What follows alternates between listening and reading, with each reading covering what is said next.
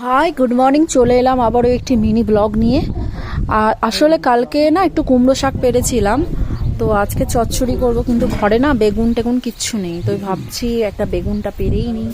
তো গাছের দেখো, এই বেগুনটা তো অনেক লম্বা হয়ে গেছে, কিন্তু একজনকে দেবো বলে রেখে দিয়েছি, তাই এটা পারবো না।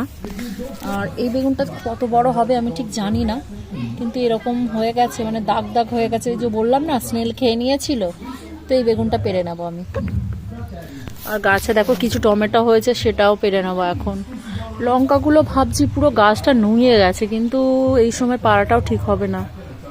আর এই দেখো গাছ ভর্তি টমেটো পেকে গেছে, আর মানে রান্নাও হয় না, আর পাড়া টমেটো রয়ে গেছে। তো আমি সব এক এক করে এখন টমেটোগুলো পেরে নিই, কারণ না হলে পাখিতে সব খেয়ে নেবে টমেটো।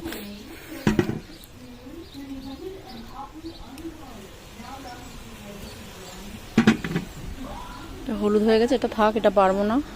এই টমেটো না মাঝে মাঝে ভাবছি জুস করে খেয়ে। তো আজকে দেখো বাগান থেকে এইগুলোই পেরে নিয়েছি, আর এগুলো দিয়ে আজকে এটা দিয়ে, আর এই দেখো কুমড়ো শাক বলছিলাম না, কুমড়ো শাক পেরেছিলাম, এটা দিয়ে চচ্চড়ি হবে।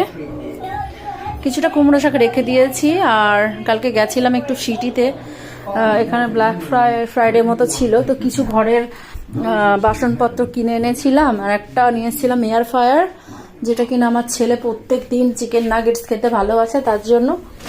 আর এই দেখো, তো ওখানে গিয়ে দেখো রাস্তার ধারে দেখো কি কি শাক পেয়েছি, এটা ছাড়েনি। এটা লোটে শাক পেয়েছি, আর দেখো কতগুলো বেটে শাক পেয়েছি, তো তুলে নিয়ে চলে এসেছি। জল দিয়ে ভিজিয়ে রেখেছিলাম। তো দেখা হচ্ছে আবার একটি নেক্সট ব্লগে, ততক্ষণের জন্য টাটা বাই বাই।